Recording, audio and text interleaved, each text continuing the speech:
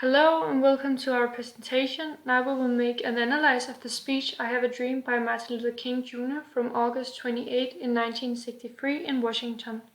Our main focus will be from line 21 to 37, this specific part. So in this speech, Martin Luther King Jr. is using the three persuasion, logos, ethos, and pathos. In the first sentence, but we refuse to believe that the Bank of Justice is bankrupt.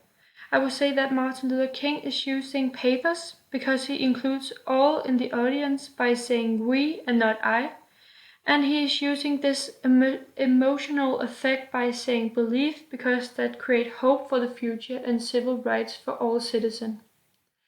Martin Luther King were a baptized minister, as we can see on this picture. And he's using that title to create some trustworthiness in this sentence. Now it's time to make justice a reality for all God's children. He is clearly using ethos because he's kind of a priest who works for God and all God's children.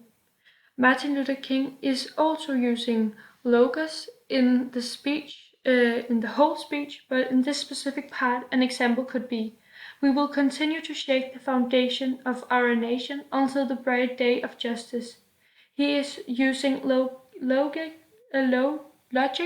by telling the world that it should be common sense that every citizen should have freedom and equal rights no matter skin color. So he is using all three kinds of persuasion.